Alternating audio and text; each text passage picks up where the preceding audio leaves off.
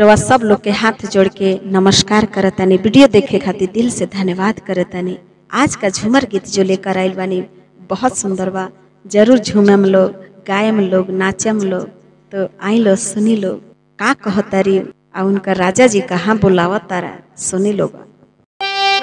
ठन ठन करे दोपहरिया ये बाल, ठन ठन करे दोपहरिया ये बाल,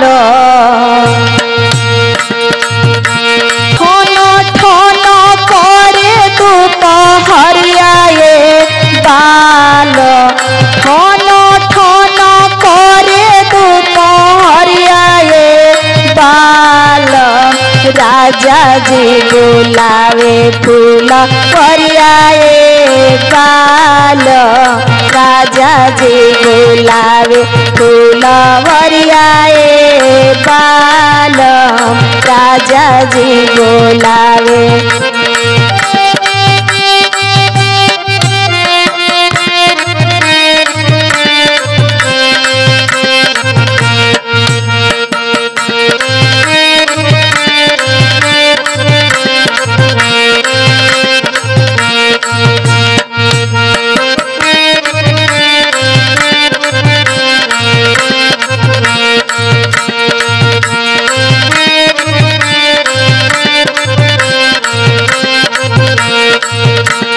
कहतरी ससुरा में रहती तो सासू जी से कहती, ससुरा में रहती तो सासू जी से कहती, सासू जी से कहती हो, सासू जी से कहती।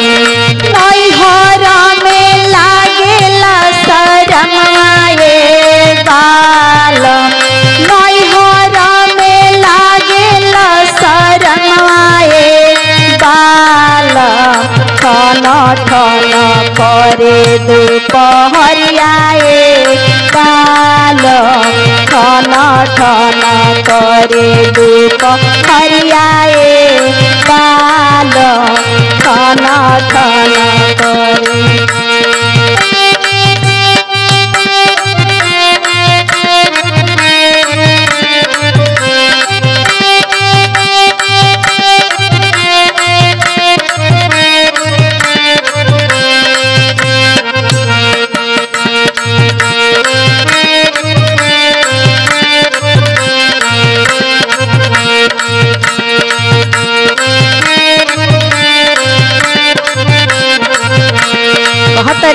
ससुरा में रहती जेठानी जी से कहती, ससुरा में रहती जेठानी जी से कहती, भौजी से लागेला शरम आए बाल, भौजी से लागेला शरम आए बाल, खाना खाना करे दोपहरियाए बाल, खाना खाना करे दोपहरियाए बाल, खाना खाना करे।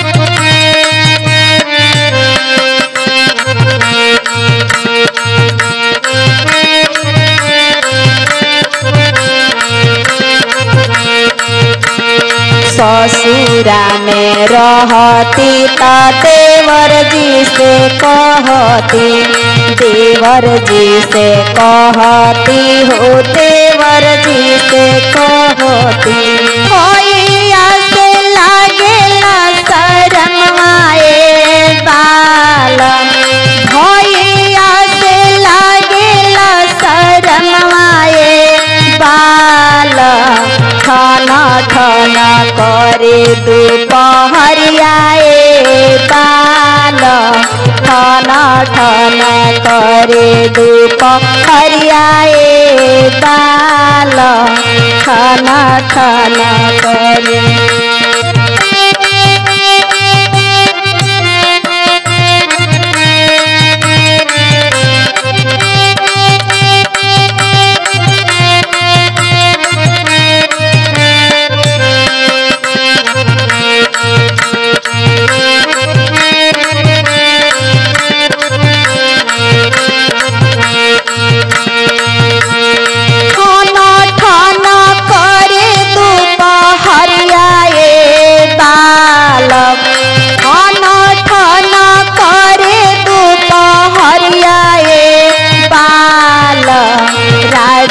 जी बोलावे फूल वरियाए बाल राजा जी बोलावे फूल वरियाए बाल राजा जी बोलावे फूल वरियाए बाल राजा जी